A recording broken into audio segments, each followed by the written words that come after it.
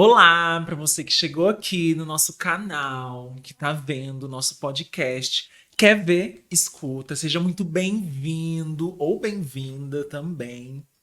Ah, esse é mais um episódio da série que estamos fazendo do podcast Quer ver? Escuta. É continuação da nossa live. Então, se você não viu a nossa live, corre lá no nosso canal do YouTube e fique por dentro do que rolou, porque o podcast ele é uma continuação da nossa live. Hoje o nosso tema é projeto de vida e o mundo do trabalho.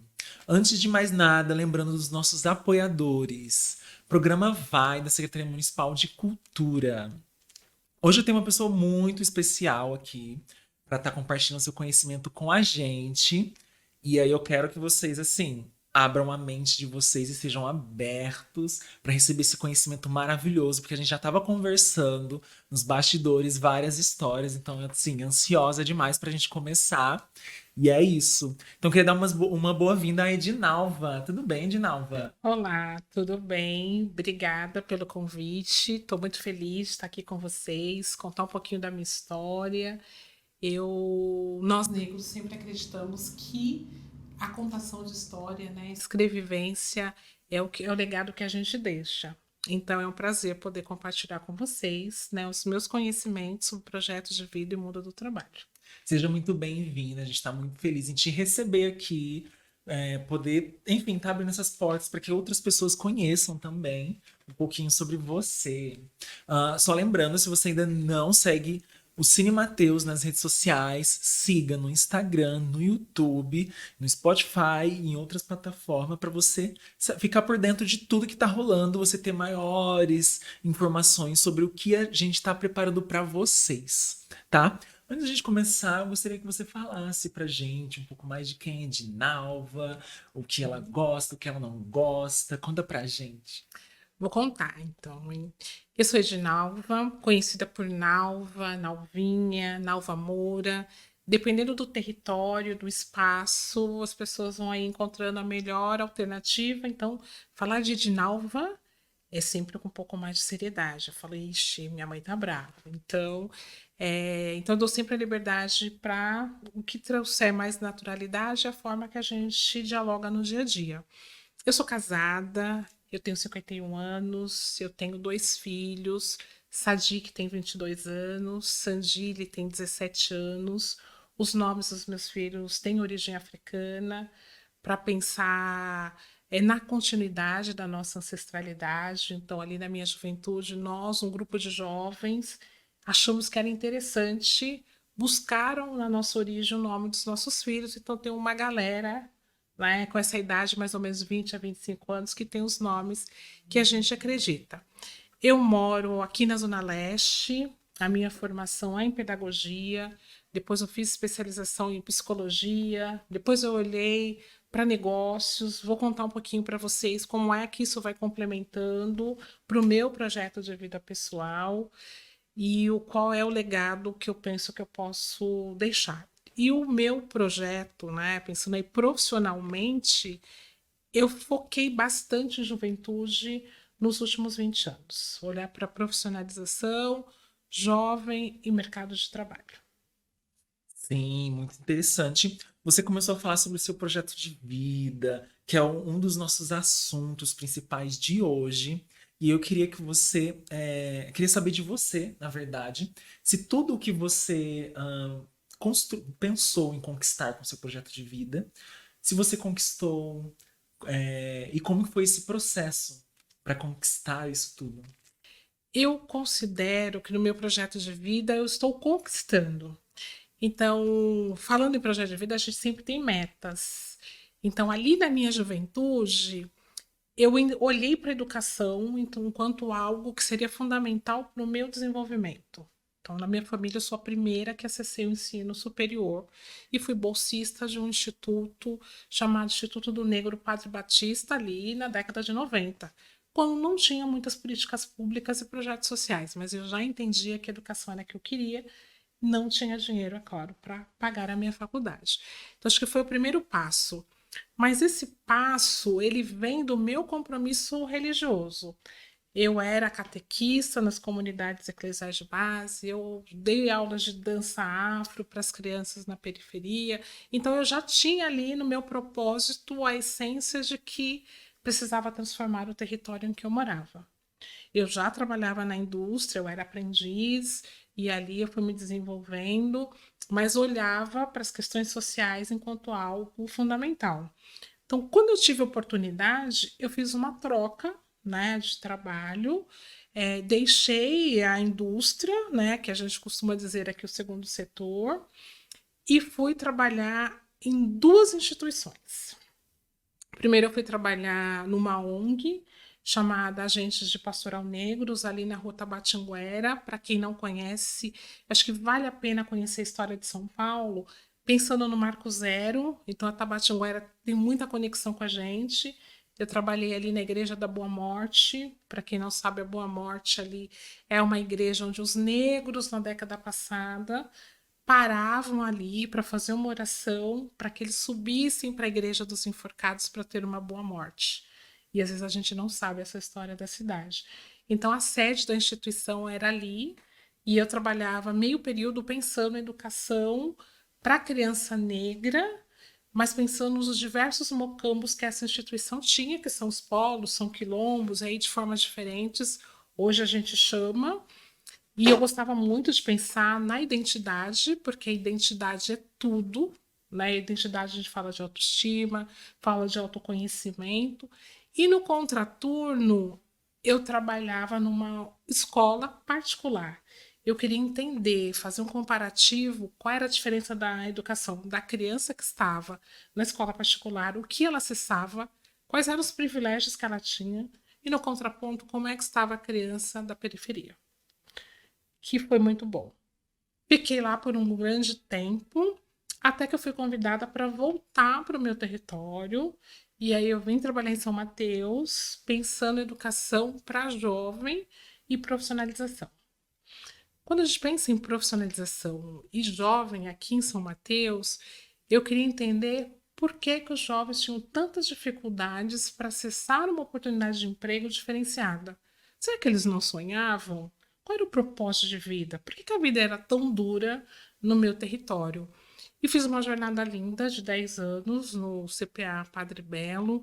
Nós criamos muitas coisas. Cursos, lives, ações políticas, porque eu também entendi que educação é transformação, mas a gente tem que pensar numa política que faça diferença para a nossa sociedade.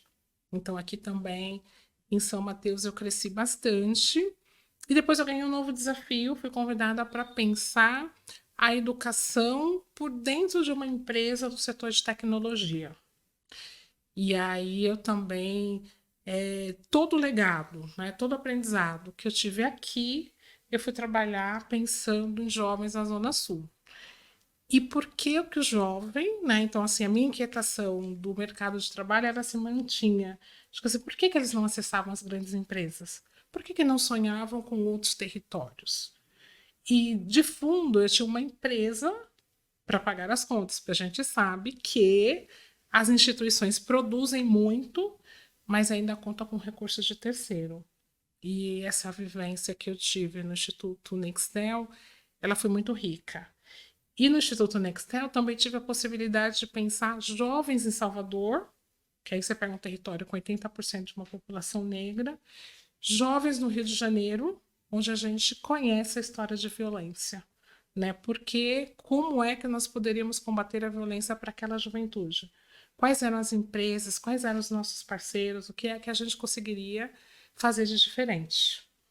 Não é fácil, porque você tem o desafio da qualidade da educação, né? Então, assim, a educação fundamental ela é muito precarizada. Então, dentro da estrutura que nós tínhamos nos programas, nós tínhamos ali que tinha que fazer o nivelamento, português, matemática, isso aqui, para conseguir chegar com a profissão, para conseguirmos levar esses jovens para posições no mercado de trabalho. Então, acho que a minha trajetória está muito ligada a este olhar, né? Acho que assim, como é que eu, Nalva, meu propósito de vida é preciso me desenvolver, preciso ter conhecimento, mas a minha essência diz que o outro também precisa ter. E que o outro tenha uma educação de qualidade. Então, quais são os skills que ele precisa desenvolver para ter essa educação de qualidade? E é isso, e essa é a nova. Eu sempre estou mapeando e pensando em alternativas para que o outro se desenvolva, que acesse o ensino superior, que faça N coisas, mas que não olhe somente para o território, porque às vezes o seu território ele é limitante, mas olhe para o seu território de uma maneira que você possa voltar e desenvolver, porque eu acredito no desenvolvimento integrado e sustentável. E se a gente desenvolve o território, logo toda a população é impactada. Como se fosse uma teia que vai se tecendo e vai crescendo, crescendo, e aí aqueles que você acaba auxiliando vão auxiliando outras pessoas e vira uma coisa grandiosa que seria o resultado desse projeto de vida que você iniciou também nesse projeto junto com os jovens. Exatamente. Então, meu projeto de vida, a minha essência é desenvolver o outro. E o jovem é isso. Quando você traz, tipo assim, se tem alguém, tem um jovem que eu me recordo, e uma vez ele trouxe. Tinha uma atividade que eu sempre fazia em início de curso, que era degustar um sonho. Eu adoro sonho. Simbolicamente, eu tinha que comer um sonho. E ele convidou um outro projeto, um outro amigo para ir nesse projeto. Falou: "Meu, vamos lá que lá eles dão um sonho". E aí, o menino foi pelo doce. Mas o que nós fizemos foi exatamente a desenvolvê-lo para que ele acreditasse no sonho dele. Eu acho que isso foi tudo de melhor. E no final de um ano, ele falou: "Não, lembra daquela história do sonho? Eu vim aqui para comer o sonho. Mas eu saio daqui sabendo que eu quero ser profissionalmente". Você quer algo melhor do que isso? Né? Acho que assim, era um doce, era uma brincadeira, mas você precisa saborear, né? Precisa ter prazer, precisa estar alinhado com as suas competências, com as suas habilidades, mas você precisa de fazer a teia, né? Então eu vi o outro se desenvolvendo e aí eu vou chegando, e quando vai ver você tem uma comunidade se desenvolvendo e falar, é possível. E hoje a gente ainda tem as cotas nas universidades, tem os cursos que os projetos têm oferecido. Então está muito mais fácil do que há 20, 30 anos atrás, né? Para que você tenha aí o seu sonho, o seu projeto realizado. Sim, muito importante, então, a gente está fortalecendo essa teia para que, enfim, Sim, todo mundo cresça junto, né? com certeza. E aí você já adentrou um próximo assunto que eu ia puxar, que é sobre esses jovens que você teve o contato, né?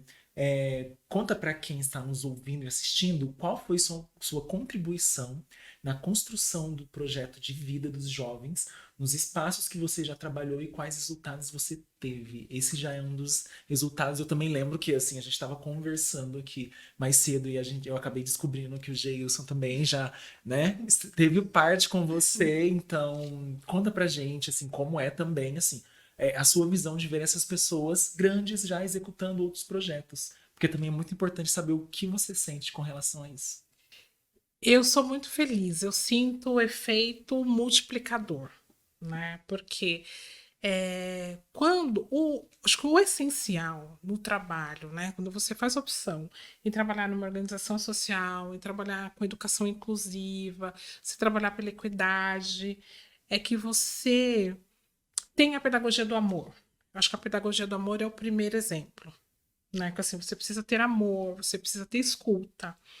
O segundo, você conseguir trabalhar a educação libertadora, porque Paulo Freire puríssimo, né? Assim, Paulo Freire sempre traz, né? Sempre trouxe que nós precisamos criar a partir daquilo que a gente tinha. E no meu trabalho é olhar as ferramentas, porque nem sempre a gente tem recurso, e encorajar o outro a fazer. E no encorajamento, eu gosto de pensar sempre na psicologia positiva, que vai dizer a importância da autoestima, a importância do autoconhecimento e a importância de você resgatar na sua história aonde é que estão os seus talentos.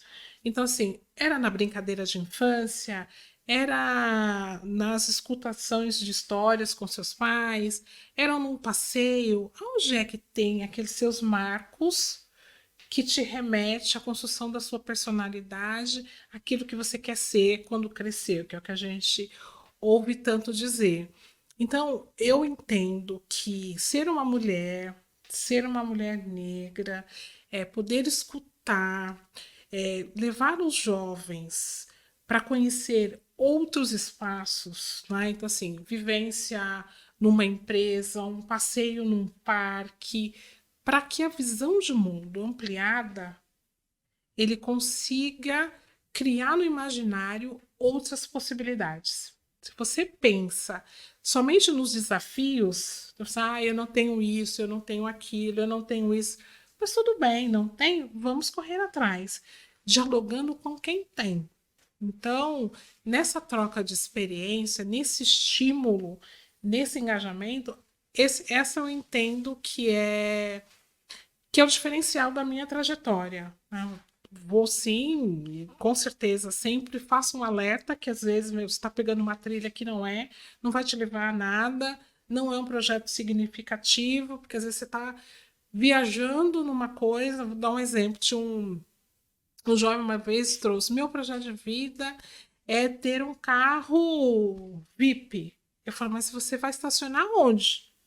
Porque se a gente mora aqui na comunidade, não tem estacionamento, né? Não tem espaço para construir uma garagem. E você tem seguro, você tem aquilo.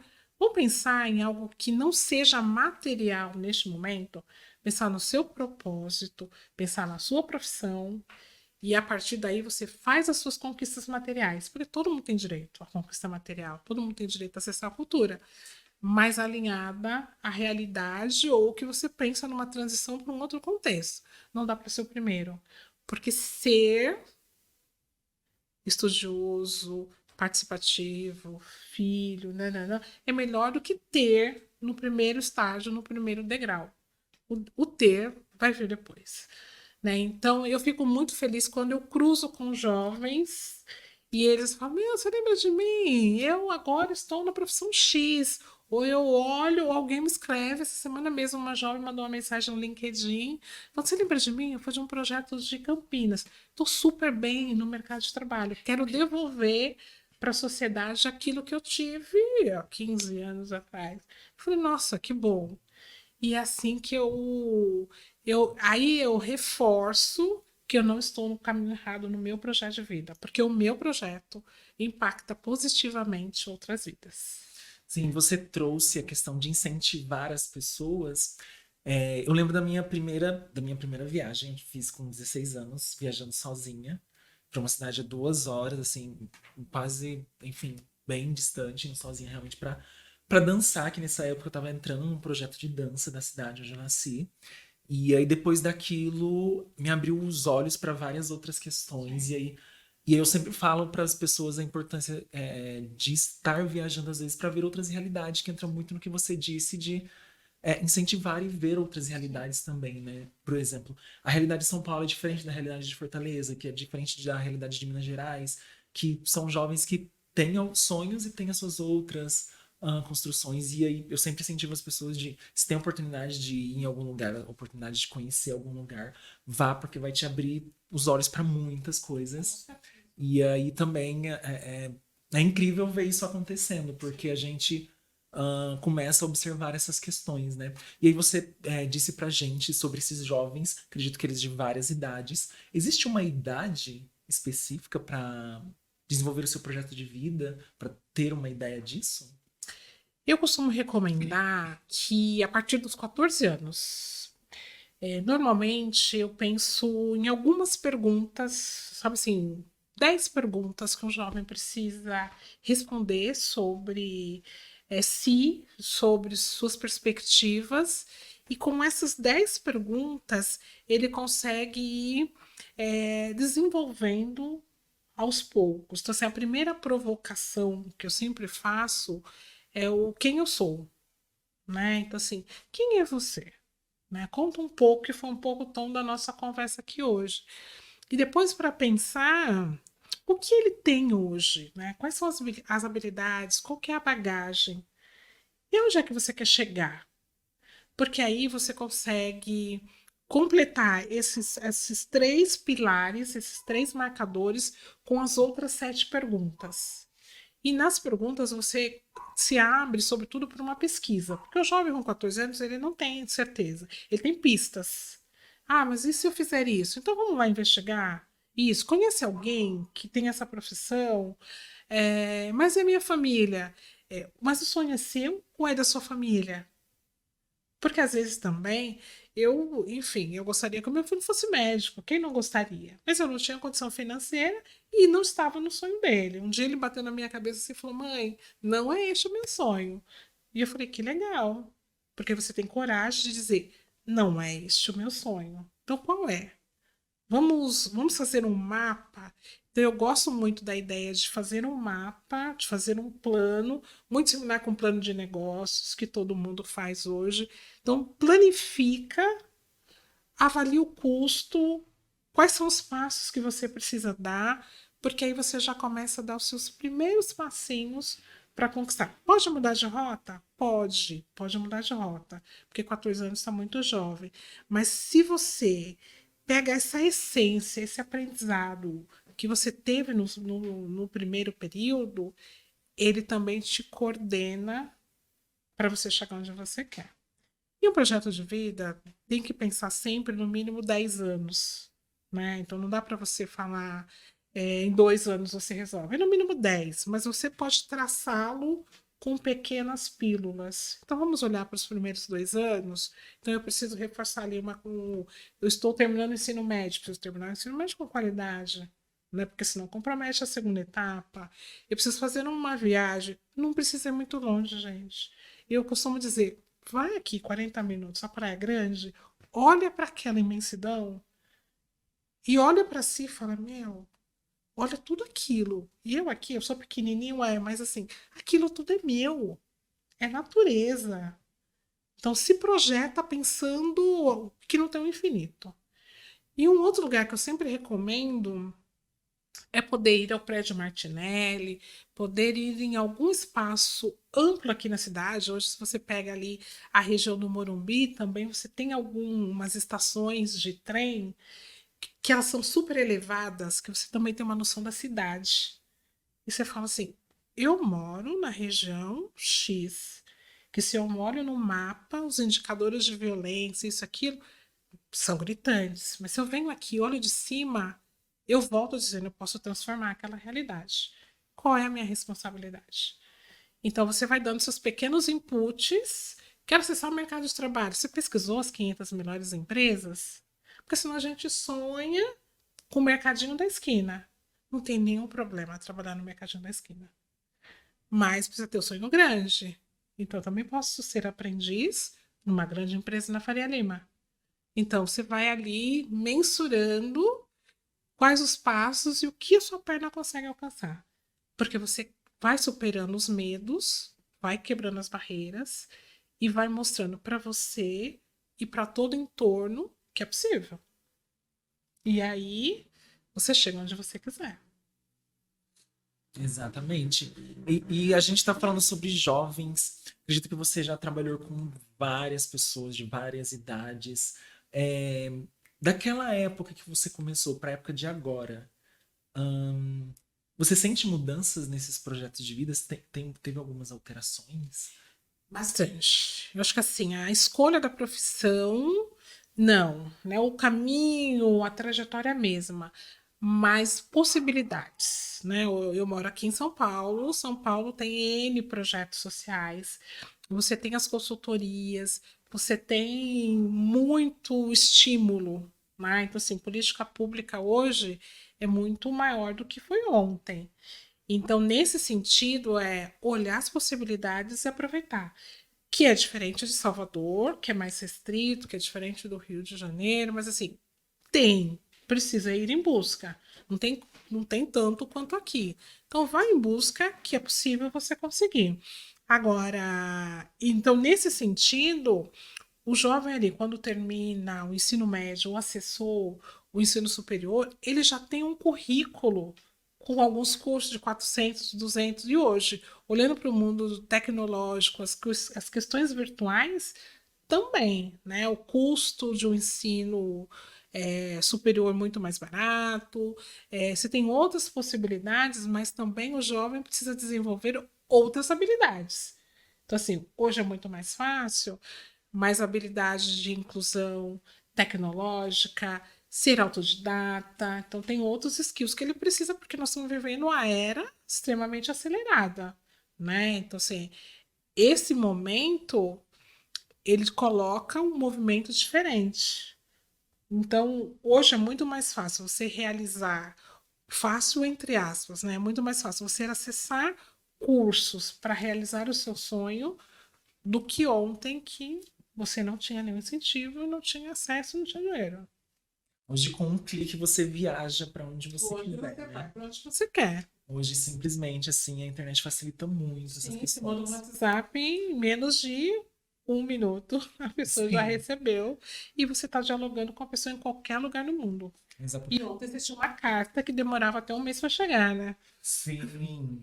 Inclusive, a gente está falando sobre conquistar, sobre, enfim, se movimentar mesmo. A gente também precisa falar sobre dinheiro nesses projetos de vida, não? E, e como a educação financeira pode ajudar nos projetos de vida? A educação financeira ela é essencial. E ela é essencial porque nós sabemos da história de que as pessoas que vivem vulnerabilidade, elas têm um histórico de endividamento muito alto. Então precisa romper esse ciclo de endividamento. Então, assim, a educação financeira ela garante um olhar para o que é essencial das despesas, o que você abre mão e aonde é que você canaliza o recurso. E neste processo, você tem um olhar para a sustentabilidade, mas a sustentabilidade também da família. Então, às vezes, você compra supérfluos. E aí você, quando você está olhando, né, para o seu projeto de vida, você vai ter que fazer escolhas. Né? E aí o supérfluo não vai dar. Não, não que você não possa uma coisinha aqui, outra ali, para dar uma descontada, mas você precisa ter foco. Então, a educação financeira, ela te remete a foco e fechar aquela torneirinha das pequenas coisas que você fala, ah, mas isso não é nada, não. Mas coloca no orçamento no final do mês para você ver o impacto daquilo. Ou então você tem uma despesa que você pensa que é pequeno. Vou pegar um exemplo de algo que eu cortei assim que começou a pandemia, sem parar. Né? Você fala, nossa, que praticidade, você né, passa no pedágio né, e não para. Mas será mesmo que eu precisava dessa praticidade? Eu não viajava tanto assim. E era uma despesa fixa de R$ 30 por mês. Se eu coloco em 12 meses, eu sou mais de R$ 300. Então, essas pequenas, se a gente estimular o jovem a fazer esse cálculo, né, ter esse raciocínio de que assim, uma despesa isolada é tanto, mas ao longo de 12 meses ela vira tanto. E se a gente também estimula pequenas aplicações, hoje, se você olhar investimento, você consegue fazer investimento a partir de R$ 100. Né? Tem instituições que até menos. Assim, o meu dinheiro hoje, depois de um ano, ele vai dobrando, ele vai dobrando. Então, a educação financeira, o pequeno investimento, ele também te coloca numa disciplina, te remete a um projeto a longo prazo, inclusive nas questões materiais que eu disse, pode ser o segundo degrau, mas que, inclusive nas aposentadorias, já que a gente sabe que aposentar nesse país também está ficando complexo, mas então, se você tem um projeto de vida e mercado de trabalho amplo, que você tem ali uma reserva financeira, que muitas vezes se a gente fizer uma pergunta, quantas pessoas fazem? Ai, não, eu acho que eu não posso ter uma aplicação financeira. Por que não?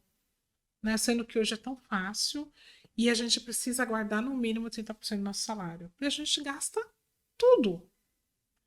E os projetos, então, assim, a educação financeira nesse sentido, em todas as aulas, em todos os programas que eu participo, tem educação financeira. Para olhar o hoje, que de fato é necessário, mas para fazer essa reserva de futuro também, pensando nas conquistas a longo prazo. É importante porque nós somos uma comunidade que não fomos ensinados a falar sobre dinheiro. Sim. Então a gente tem esse desfalque Sim. realmente E, enfim, ninguém nos ensina, né? A gente acaba tendo que aprender a lidar com isso, que inclusive muitos projetos de vida eles acabam sendo encerrados porque eles acabam não tendo essa é, educação financeira necessária para conseguir manter também, né? Porque é todo um processo, né? Não é simplesmente a- é, é, fazer algo e não ter essa preparação também, né? É muito importante, né? Você trabalhou em projetos que promovia a inserção de jovens no mundo do trabalho. Quais desafios os jovens encontravam e quais eram os desafios das empresas? Essa é uma pergunta muito boa, Olha, né? a produção arrasou nas perguntas. Ela mandou assim especialmente para você. Especialmente. Aham. Pode mandar um abraço, porque foi o Geilson. Manda um abraço Olha para que ele, um Geilson, beijo. olha, um beijo para ele. Acho que o primeiro desafio do jovem é acreditar em si, de que aquele lugar é dele. Muitas vezes os jovens chegam em grandes companhias achando, se auto-sabotando, falando, mas eu aqui, será que é isso mesmo? Então, o primeiro desafio é assim, não se auto-sabotem. Se conquistou, é porque merece. Segundo ponto, a defasagem escolar. Então, nós sabemos a qualidade do nosso português, da nossa matemática, de outros conhecimentos básicos, a comunicação verbal, que podem ter sido precárias no ciclo formativo.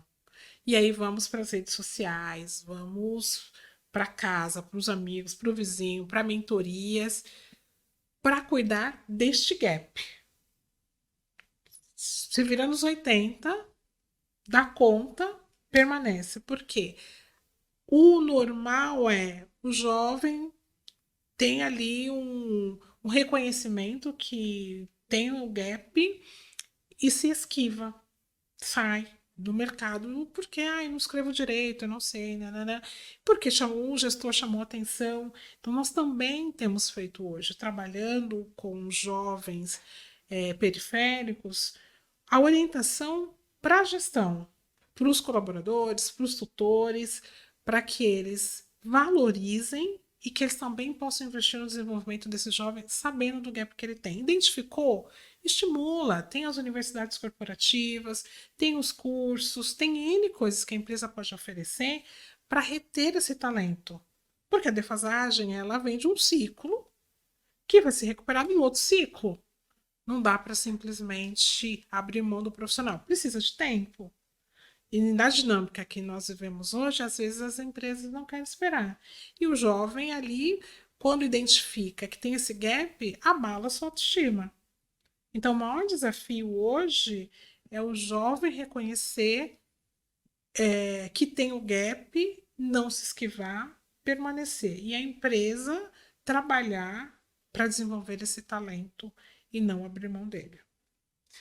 Atualmente, assim, a gente tem uma grande dificuldade, né, de pessoas trans no mercado de trabalho, que, enfim, pessoas trans também têm os seus projetos de vida, porém, quando entram em algumas empresas, encontram essas dificuldades de lidar com coisas que acontecem ali. Então, realmente também acredito que tem que ter essa preparação da empresa para receber esses jovens também, né? Grande parte dos projetos que vão para essas empresas são jovens da periferia realmente que entram para algum projeto, então essas empresas também têm que ter esse preparo para receber essas pessoas que são muitas vezes pessoas diversas, né? Então isso é muito importante. Você falou também sobre redes sociais, que é uma coisa que a gente vai entrar agora, que está na moda, né? Assim, redes sociais, assim, depois da pandemia, a galera descobriu o poder das redes sociais. Então, assim, é um caso de amor e ódio, assim, que a gente tem todo momento com isso. De que forma as redes sociais podem contribuir ou atrapalhar na inserção ao mundo do trabalho? Vamos voltar um pouco no que você trouxe em relação à pessoa trans. Né? No mercado de trabalho, nós precisamos romper os vieses. Então, olhando para a empresa, né, para os colaboradores, tem um rompimento de vieses. E depois, olhando, quando você fala do desafio da pessoa trans, nós sabemos que, em sua maioria, não concluíram o ensino fundamental 2. São menos de 1% no ensino superior. E tem muita coisa para a sociedade ainda aprender, né, sobre inclusão e diversidade. E nós temos total consciência de que, tem uma pesquisa, inclusive, do McKinsey, que traz de que as empresas diversas, elas têm maiores sustentabilidades, que ela tem melhores resultados nos negócios, né? E os vieses são das pessoas, né? Então, quando eu falo das empresas precisarem investir, investir também na compreensão das escolhas, das oportunidades, da realidade de cada ser, né? Porque se não fizer esse movimento, nós vamos continuar achando que está tudo bem, né? Sobretudo quando olha no grupo de diversidade, nós sabemos que não, né? Então, assim, hoje você tem cotas para PCDs, você tem cotas para mulheres numa crescente, você tem discussões numa crescente, ações afirmativas, inclusivas, para negros numa crescente, para pessoas trans ainda são tímidas, né? Então, estamos falando, está crescendo, são tímidas, mas aí também existe uma grande resistência. E por isso que eu falo que o viés, nesse sentido, para todo mundo, é quebrar esse viés para dizer o que nós podemos fazer para respeitar, para crescer, para valorizar. Porque se olha também o número, e aí olhando, quando traz dupla, né, negro e trans, meu, são as pessoas que mais morrem. Na sociedade, você sabe melhor do que eu. Não é o meu lugar de fala, mas eu coordenei um projeto e sabia da dificuldade de você. Estou feliz de estarmos conversando, porque você está aqui na cultura, mas o subemprego é demais. Né? Situação de subemprego, marginalização. Assim, o mercado de trabalho precisa fazer alguma coisa. Hoje eu faço um curso de ESG, né? E a gente tem dito que você tem ali O que seria ESG? o E de ESG, nós estamos falando de sustentabilidade, as metas da Agenda 2030. Então, no E, você tem todas as discussões sobre meio ambiente, você tem no G a questão de governança, e você tem no S, e a gente tem dito que é um S de diversidade. Então, assim, o S de ESG, que são as discussões de que precisa pensar coletividade, no S tem dois lemas, né, que é olhar para a situação do negro e olhar para trans, enquanto pontos que toda a sociedade precisa ter um alerta de que, assim, gente, somos nós, o problema é nosso, né, do coletivo, não é do B do C. Então a gente precisa ficar bem atento a esse processo para de fato a gente ter uma sociedade inclusiva e equânime. Esse é o lema que a gente tem discutido e conversado bastante e criar esses indicadores, porque também é fácil as empresas falarem: eu estou fazendo, mas não aparece, eu tenho um plano, não sei onde estão. Cadê os indicadores? Queremos mensurar os números, né? Então a bandeira que a gente trabalha hoje é: cadê os números? Né? Porque aí com números a gente com certeza vai ser mais assertivo. E esqueci a pergunta, a outra que você fez. Eu faço novamente, sem problema nenhum, né? Tá. É só um adendo. Galera, nós pessoas trans não somos monstros, pode nos abraçar, pode nos contratar, a gente também gosta de sair, a gente também gosta de se divertir, então assim, não é problema nenhum. Bom, só relembrando a pergunta, de que forma as redes sociais podem contribuir ou atrapalhar na inserção ao mercado do trabalho?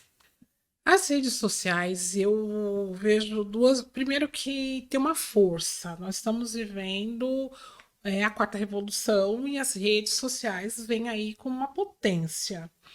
Uma potência porque tudo é compartilhado nas redes sociais. O que as pessoas precisam cuidar é do senso comum, né? Porque hoje você vê. Outro dia eu estava olhando, uma pessoa cometeu um assassinato gravíssimo e de repente ele estava ali com milhares de seguidores. Meu, não dá. Por quê? O cara tá errado. Por que vamos seguir? Não, tem que dizer não, né? Vamos trazer essa pessoa para um novo cenário para que ele se reveja. Então, as redes sociais ela tem uma força de articulação, de mobilização, de engajamento e de informação rápida. Só que você tem micropílulas. As micropílulas são os desafios, porque se você não souber discernir aquela informação que você está recebendo, você vai tirar como verdade. E você tem um trecho de uma história, e que nem sempre é verdadeira. E no que diz respeito ao mercado de trabalho, tem uma ilusão, né? Porque você fala, vou divulgar meu currículo e amanhã já estarei trabalhando. Eu tive não sei quantas impressões, eu tive não sei quantos views. E cadê o emprego? Então você fica ali na ansiedade de, mas todo mundo viu, mas não viralizou e o emprego não veio. Então as redes sociais facilitam, é um meio de comunicação essencial, fundamental, mas a pessoa precisa encontrar a melhor estratégia com o pé no chão para levar seu currículo, levar uma informação, se posicionar para que seja um retorno positivo para sua vida pessoal e profissional. Porque a gente também tem ali nas redes sociais muitas coisas que não são boas. Exatamente. Em alguns episódios do podcast, a gente também falou sobre alguns perigos das redes sociais, né?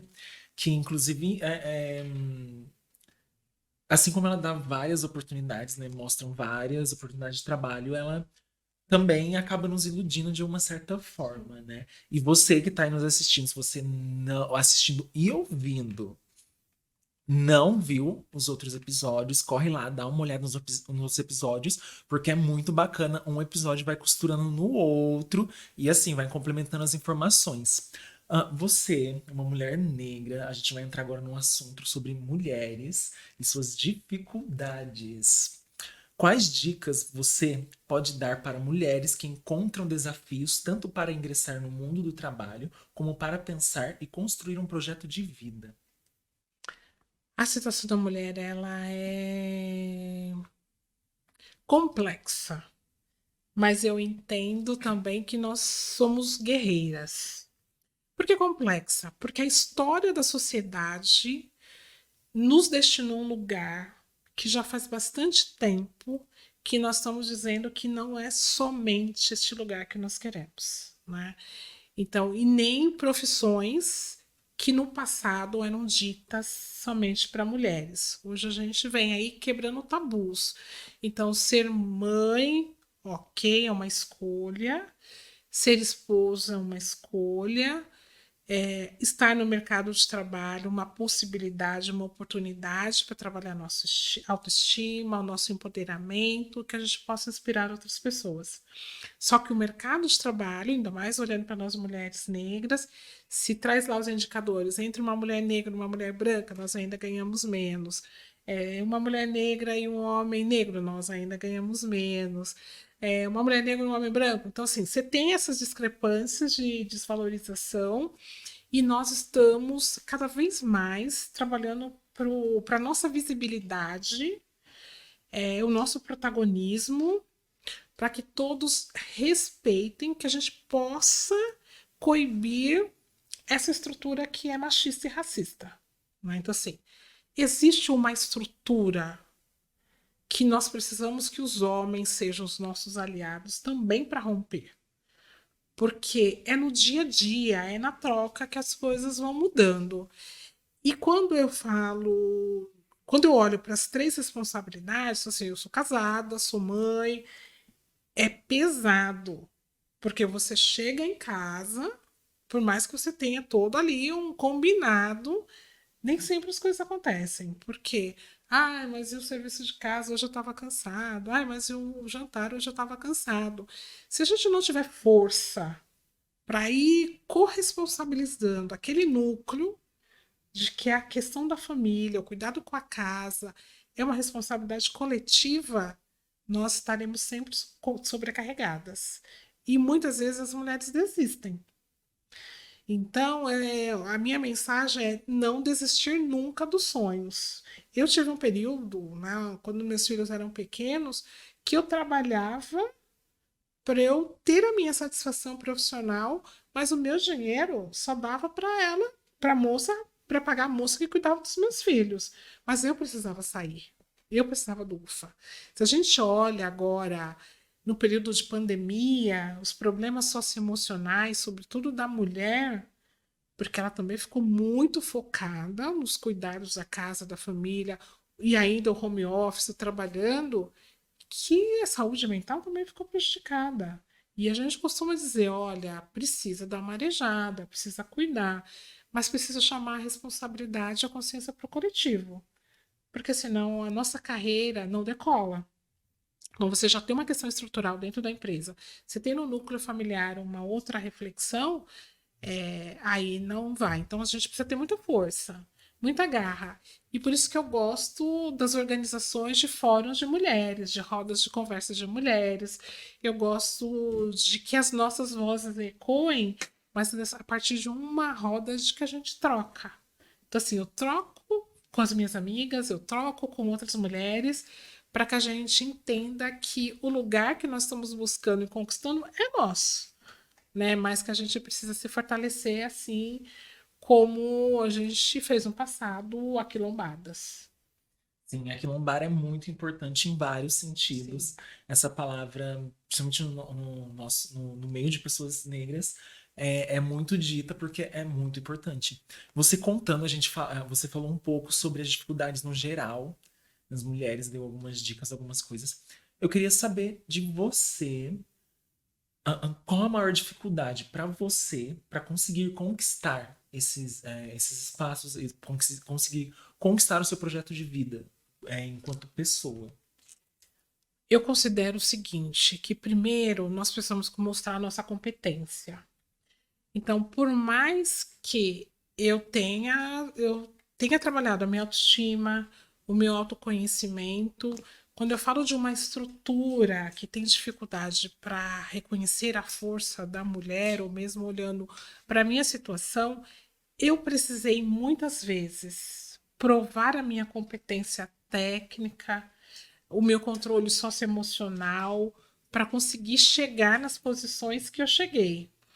Porque o processo educativo, né, ou quando eu falei de viés num outro momento, a pessoa subestima a sua capacidade. Então, no subestimar, você precisa comprovar que você tem os skills necessários para aquela oportunidade. E comprovar buscando, e eu até comecei dizendo de vários cursos, buscando cursos que pudessem complementar aquela posição que eu tinha acabado de assumir. Então, normalmente, uma nova posição, ela veio com um novo curso, com um novo momento para que eu pudesse me empoderar e reforçar de que eu tinha. Então, assim, mas nós sabemos que isso não acontece com outras mulheres. Se nós olharmos hoje o número de mulheres nas universidades, o número é muito maior do que o dos homens. Só que nas posições de liderança, ainda são os homens. Então, assim, alguma coisa estranha, né? Porque se você tem o maior número de mulheres que acessam as universidades, eu não estou nem dizendo da mulher negra, são as mulheres que conseguem fazer milhares de coisas ao mesmo tempo. Mas quando você olha para a alta liderança, não são elas.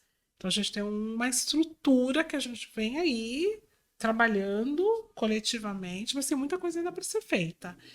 E eu considero que hoje, né, se você pega os últimos 2 anos, o olhar para a questão de diversidade aumentou muito. Eu vejo que a sociedade também precisa se movimentar. Eu falo que é sentar na cadeira ao lado para que a gente possa ocupar esse espaço, né? Porque é bonito dizer, queremos mulheres no topo, na liderança, mas para a gente chegar lá, alguém precisa sair, ou alguém precisa sentar ao lado. Então, nós não estamos falando de demitir uma pessoa para colocar uma outra, mas que o coletivo entenda de que para que a nossa sociedade ela alcance outros resultados e saia aí do seu subdesenvolvimento, precisaremos chegar lá, né? Mas só chegaremos com muita força, com muito movimento, e é algo que me move todos os dias. Às vezes a gente faz de que não ouviu, outras vezes a gente comprova um A mais B, porque às vezes a pessoa já me perguntou numa reunião se era comigo mesmo que ia fechar o negócio. Para você ver o nível que chega de desrespeito, porque eu acho que isso é desrespeito, mas o subconsciente, o seu viés dizia que era uma posição que uma mulher não podia ocupar, né? Que essa decisão tinha que ser dada por uma outra pessoa. Então, minha amiga, eu estou aqui para te dizer que é uma batalha que a gente faz sem cessar, sorrindo, com empatia, todos os dias. Porque senão, se você também fecha, né, o rosto, se você não sorri, você não consegue adentrar no pensamento do outro, você não consegue co-criar para que de fato as coisas aconteçam. Então não adianta, em algumas situações, você ir muito na linha mais reativa, né? Precisa mostrar mesmo um cenário de que é possível e estamos aqui para fazer diferente. Sempre com um sorriso, tentando não enlouquecer. Isso, eu tenho uma amiga que diz, Nalva, sorriso, batom. Tem que estar bonita ainda, Isso, né? um sorriso, um batom, pra dar uns tapinhas com luva de pelica. É isso. Que ainda é cobrado, né? Além de você ainda ter que estar nesse lugar sempre de é, ser subestimada, ainda tem que estar bonita para receber muitas vezes pedradas, né? Porque eu lembro que a gente estava conversando sobre algumas histórias, você contando antes da gente começar a gravação, e aí a gente aqui conversando e rindo, mas de coisas que são assim, parece estar muito distante da realidade, e não é, né? Não. Tem alguns comportamentos, né? Então, quando a gente fala de mercado de trabalho, nós falamos aqui, eu falei de socioemocional, né? Que nós precisamos ter esse controle socioemocional. Eu falei das competências, eu falei das habilidades, mas é uma questão comportamental. Que assim, pro A ou pro B, o comportamental é o que vai dar o alinhamento para que você consiga ultrapassar algumas barreiras, né? Então, a gente costuma dizer que o corpo fala, tem a questão de estética, tem uma questão de estima, mas assim, você precisa se comportar, você precisa, e não estou falando de um comportamento moral, estou dizendo mesmo de entender aonde você está, fazer o alinhamento verbal, o alinhamento de ajuste, se engajar para que você de fato fure algumas bolhas. Né? Eu falo que o lema é furar as bolhas, porque quando você fura as bolhas, você permite que o outro conviva com você. Então, para dizer, entenda sempre que aquele lugar é o seu lugar, né? Sem arrogância, mas você precisa entender de que aí você segue. E tem uma outra coisa que às vezes as pessoas ficam presas de que, mas será? Ah, mas será que vão me receber? Não, tem que arriscar.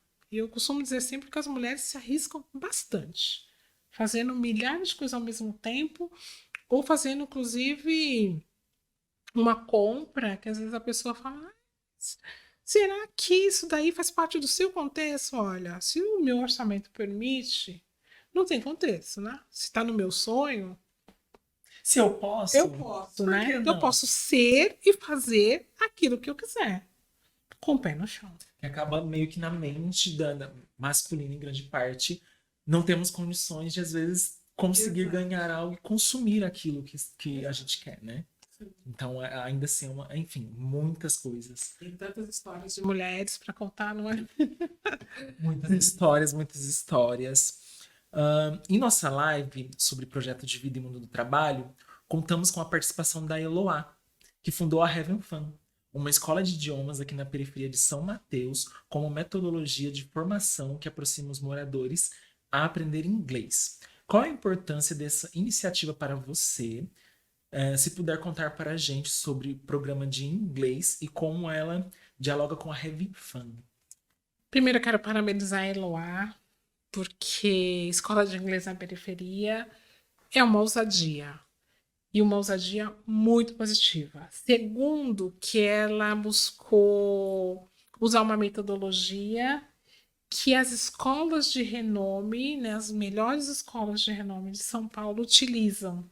Então, o que, que ela fez? Ela buscou beber na essência aquilo que é bom, porque nós também, que estamos na periferia, temos direito de coisas com qualidade, trouxe para a periferia uma linguagem acessível de aprender, que eu vejo que é perfeito.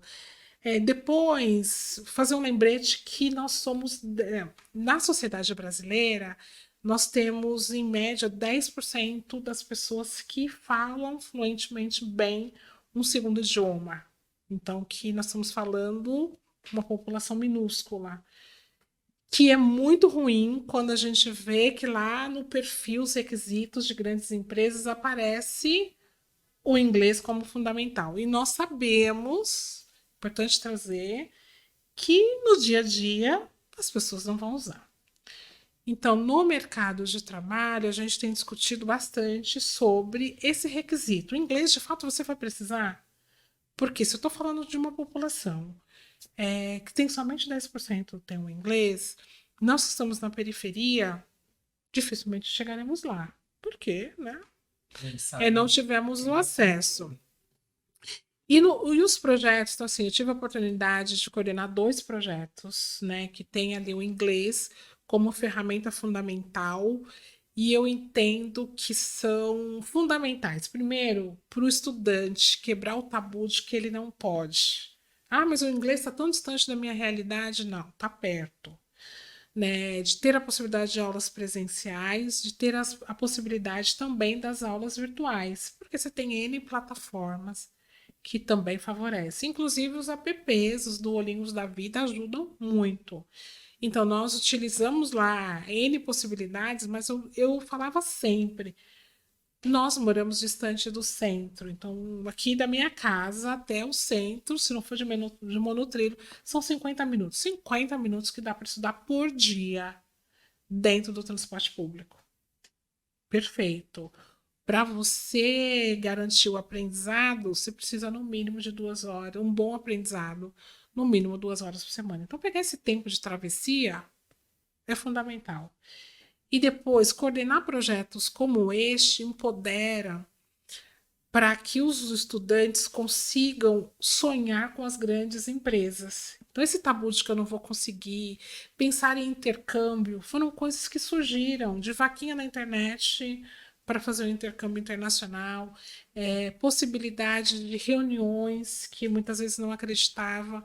Então, ele tem uma valorização do seu aprendizado, mas cursos como esses, eles vão fazer uma nova geração, né, no mercado de trabalho, porque você já tem a juventude, então aí você pega assim, você já tem uma juventude que entram para os projetos com essa possibilidade o inglês fluente. Pega o projeto da Eloá, pegando na essência, então eles já vão ter na educação infantil, ali a partir dos 6 anos, já vão tendo contato com segunda língua, que é como se fosse a mesma coisa que a matemática. Muita gente fala, eu não gosto de matemática, aí não aprendo inglês. Não aprende por quê?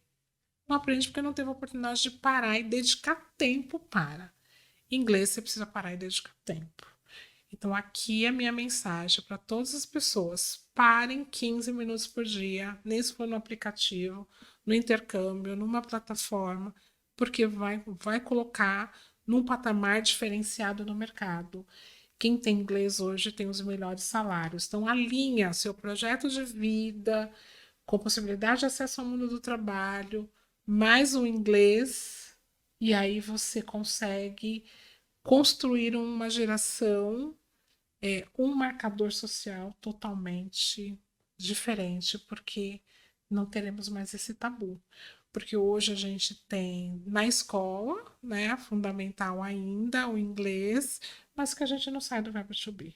Exatamente. Então, precisamos vencer o verbo to be, falar fluentemente bem, e eu fico super feliz todas as vezes que eu vejo um jovem que foi do programa agora mesmo. Recentemente eu vi 2 jovens fazendo uma viagem internacional e eles falam, nossa, antes do projeto eu não sonhava com uma viagem internacional. Porque só, mas e aí? Como que eu vou fazer? Não, vai embora. Né? Então, o inglês é mais uma possibilidade para romper as barreiras e chegarmos em horizontes, em patamares muito diferentes. Inclusive, muitos jovens hoje constroem como projeto de vida a meta de morar fora do Brasil, né? Então, Sim. acaba sendo um pontapé inicial, iniciar o estudo do inglês, né? Dependendo do Com lugar. certeza. E considerando pós-pandemia, você tem as empresas aí buscando muitos jovens brasileiros. Então, assim, sonhando de ir para o Canadá, Estados Unidos, ir para a África. Então, assim, fazer um intercâmbio curto, trocar com os amigos. O inglês é essencial. Eu também, gente, estou aqui com os meus 50 estudando inglês. Estou aqui para inspirar e motivar. É isso tudo porque eu vejo que assim, eu ainda tenho muito a fazer no meu projeto de vida e carreira. Ele não está concluído. Porque a cada ano a gente renova as nossas metas. Eu coloco sempre 4 metas por ano e vou monitorando, feito um mantra de que, meu, qual foi a meta que eu cumpri, porque aí a meta vai fazer com que eu conquiste e que eu esteja sempre feliz. Porque o projeto de vida, gente, não é só ganhar dinheiro. É você ter uma profissão que te deixa feliz e você prover uma vida diferenciada para sua família. E em pequenas coisas. Nós estávamos conversando aqui de uma pizza no final de semana. Isso é projeto de vida, possibilidade de comer uma pizza no final de semana, possibilidade de ir num Jerônimo, possibilidade de ir no Museu Afro. Então, assim, vamos fazer alguma coisa diferente? Vamos! A gente extrapola as barreiras do Parque do Carmo, que é o nosso melhor parque aqui na região, para chegar em lugares que às vezes a gente não sonhava, não ia ou não se permitia. Porque também o recurso da gente é tão escasso que às vezes a gente não se permite. Eu falo, se permita, vamos lá. Aí e assim nós vamos, daqui a alguns anos, rir um pouco dessa nossa conversa, porque aí você vai estar lá, ó, como mega produtora, o Jason tá aí com o Cine Mateus, em âmbito internacional e todo o time fazendo um monte de coisa. Mas por quê? Porque o projeto de vida de vocês é esse: empreender, crescer e transformar. E as histórias vão inspirando e vão te dando novos horizontes. Sim, estamos chegando ao fim. Estamos chegando ao fim. Fui confirmar com a produção, gente. Ahn, eu queria saber se você quer deixar uma última mensagem para quem está nos ouvindo, nos assistindo. Eu quero deixar, sim, uma mensagem de que o nosso projeto de vida, o acesso ao mundo do trabalho, é como se fosse uma coxa de retalhos. Né? Então, se nós vamos nos desenvolvendo e pegando pedacinhos de outras pessoas. Então, ter a possibilidade de ter um amigo, de ter um mentor, de ter um tutor, ter pessoas mais experientes conversando neste período de construção e definição de estratégias é fundamental, porque você aprende com a experiência do outro, ele vai te orientar de gaps ou erros que ele cometeu para que você não cometa, ou mesmo ampliar o olhar para algum eixo daquela profissão que você quer seguir e que às vezes você não está enxergando. Então, assim, pensar projeto de vida e carreira é planificar, mas também buscar fazer network, relacionamento com outras pessoas. Porque as outras pessoas, para o propósito de vida delas, às vezes ela não tem tempo, né, de orientar alguém. Não estou falando de mentorias, de 10, 20 sessões, não. Às vezes é um bate-papo que faz bem para as duas pessoas e você consegue pensar novos caminhos. Então, o meu recado é: não pense que o projeto de vida é só seu, né? O projeto de vida, ele é um pedacinho de alguém que você viu, um professor que te inspirou, alguém que você conversou, um ator que você quer ver, um presidente, enfim, algo que te estimulou, que você vai cruzar com as suas competências, as suas habilidades. Então, conversar com alguém sobre este sonho, ele é essencial. A famosa teia que a gente falou no começo. Exatamente. Viveremos sempre na teia. Não pensa que sozinho. Meu avô dizia um ditado, meu avô me inspirou muito. Ele dizia assim que uma andorinha sozinha não faz verão. E é exatamente isso. Demorou para eu entender. E é isso. Sozinha, não. Né? A gente está aqui num grupo e a gente precisa fazer verão. E estamos aqui fazendo verão.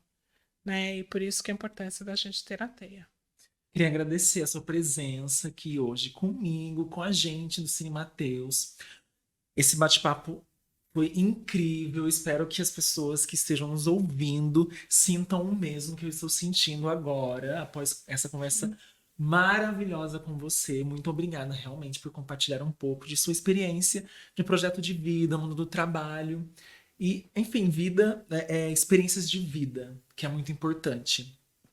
Mas ainda tem um desafio para Oh, meu Deus, você. essa é a melhor parte, né? Ainda tem um desafio que quem está nos ouvindo ou nos assistindo só vai ver o resultado no nosso Instagram. Então corram para as nossas redes sociais.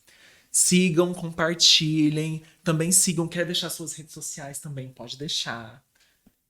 Olha, eu uso muito o LinkedIn, o Insta pouco, no Insta eu tô lá com o meu nome, Edinalva M dos Santos, mas o LinkedIn bastante, normalmente eu faço um post por semana, Facebook eu tenho usado quase nada, agora TikTok, as outras coisas, eu ainda estou me modernizando, minha sobrinha fala, tia, vamos lá, eu falo, preciso da juventude, acabei de dizer da TEIA, minha sobrinha disse que vai me ajudar a melhorar em outras redes, então por enquanto me encontrem por aí. E você falou desafio, desafio é o que nos move, gente. Desafio é aquele geladinho que dá na barriga, você fala, meu Deus, dá até um medinho, mas é isso que nos impulsiona. Então não vou fugir do desafio, não sei o que é, mas vamos lá, vou cumprir a minha parte, né? Hoje é o momento, talvez, de começar como TikToker. É, eu acho. Bom, galera, muito obrigada pela presença de vocês, por nos acompanhar até agora. Não esqueçam de nos seguir nas redes sociais. Lembrando que nossos apoiadores é o programa Vai, da Secretaria Municipal de Cultura, de São Paulo. Então, para ficar por dentro de tudo que tá rolando no Cine Mateus e no podcast Quer Ver Escuta, só seguir a gente nas redes sociais. E é isso. Um beijo e muito obrigada. Fiquem de olhos bem abertos que logo mais tem mais.